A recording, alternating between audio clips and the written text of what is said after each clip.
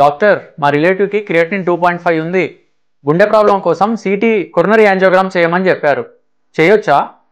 నమస్తే అండి, నేను doctor Anant, nephrologist. Kidney problem ఉన్న వాళ్ళలో ఈ కాంట్రాస్ట్ ఇంజెక్షన్ ద్వారా కిడ్నీకి డ్యామేజ్ జరుగుతుంది. సో ఇలా జరగకుండా మనం కొన్ని జాగ్రత్తలు తీసుకోవాలి. ఒకటి, లో వాల్యూమ్ కాంట్రాస్ట్ వాడాలి, తక్కువ వాల్యూమ్ వాడాలి. రెండోది, ఐసోఆస్మోలార్ కాంట్రాస్ట్ అని ఉంటుంది, ఆ రకం కాంట్రాస్ట్ మాత్రమే వాడాలి. మూడోది, కాంట్రాస్ట్ ఇచ్చే ముందు అడిక్వేట్గా హైడ్రేషన్ చేయాలి, సలైన్ పెట్టాలి.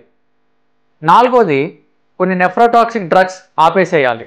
2 days ముందే మెట్ఫార్మిన్, రామిప్రిల్, టెల్మిసాల్టాన్ లేదా పెయిన్ కిల్లర్స్ ఇవన్నీ కూడా ఆపేసేయాలి. క్రియేటిన్ టెంపరీగా పెరిగి ఉంటుంది కొంతమందిలో. సో ఇలాంటి వాళ్ళలో క్రియేటిన్ తగ్గిన తర్వాత కాంట్రాస్ట్ ఇవ్వడం బెటర్ ఆప్షన్. మనము కొరోనరీ యాంజియోగ్రామ్, ఇన్వేజివ్ యాంజియోగ్రామ్లో తక్కువ వాల్యూమ్ కాంట్రాస్ట్ వాడతాం. అదే సిటీ కొరోనరీ యాంజియోగ్రామ్లో ఎక్కువ వాల్యూమ్ ఆఫ్ కాంట్రాస్ట్ వాడాల్సి వస్తుంది. సో కిడ్నీ ప్రాబ్లం ఉన్న వాళ్ళలో ఇన్వేజివ్ యాంజియోగ్రామ్ బెటర్ ఆప్షన్. కొన్నిసార్లు కిడ్నీకి బ్లడ్ వెసల్స్ ఏమైనా బ్లాక్ అనే చూడడానికి సిటీ రీనల్ యాంజియోగ్రామ్ చేస్తాం.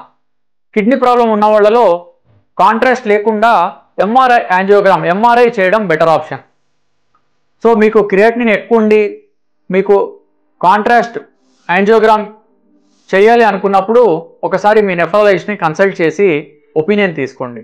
Thank you.